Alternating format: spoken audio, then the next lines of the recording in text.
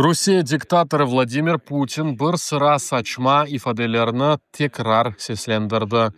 O Zelenskiy ile muzakereler için en yaxşı yer Moskova olganını bildirdi ve Ukrayna etinin tehlikesizligini kefil edecek dep aytdı.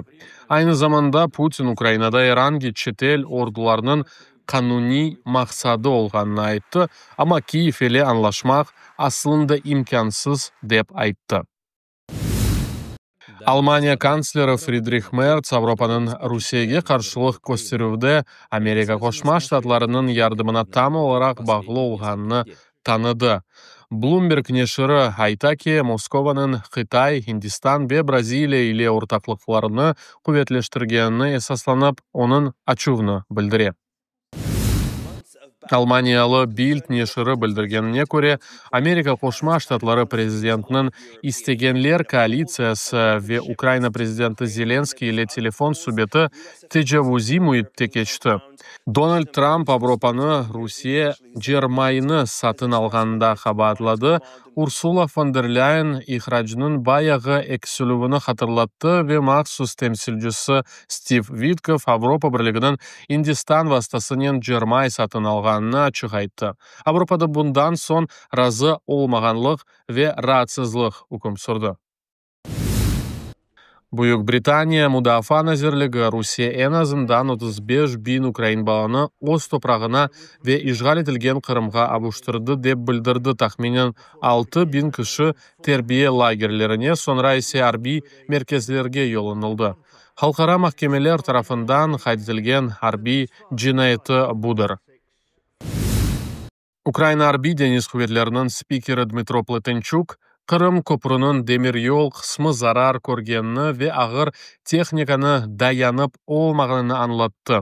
Zırhlı trenni endi keçmege mümkün degil. Nahliyat funksiyasından gayrı köpür Rusiyaga bağlı kalgan Kırım için energetik şubeni temin etti. Avgust ayında GUR maxsus askerleri deniz ameliyatını geçirdiler. O vakit BL-680 gemisini, Garpun B radarını ve Graza rep stansiyasını yok ettiler. Bununla beraber 4 anten feder cihazı yandı ve işgalciler de yok oldular. Karadeniz'in askerleştirilüğü devam etti. Amerika Qoşma Ştatları prezidenti Donald Trump o'z Truth Social sayfasında Hindistan ve Rusiya Xitayga yakınlaştılar dep yazdı ve ironik şekilde onlarga uzun ve muvaffaqiyetli gelecekni tiledi. Bu Moskova, Delhi ve Pekin'nin yakınlaşuvunu kabul etüvidir. Avropa Şurasının reisi Antonio Costa dedi ki, barışıkka yol açkan yekeni adım Ukrayna prezidenti Volodymyr Zelenskiy ile muzakere masallarına oturmaktır. Bunun yerine Putin vaxtını uzatmaga ve Ukraynaga karşı hücumlarını kuvvetleştirmege devam etti. Bu yaramay bir işaret dep yekünlendi Costa. Sabah UFC çempionu Conor McGregor oktyabrın 24'ünde İrlandiya prezidenti saylavlarında iştirak edeceğini bildirdi. Ona Elon Musk kol tuttu ve İrlandiya halkı için kimse daha güçlü görüşmeyecek dep yazdı.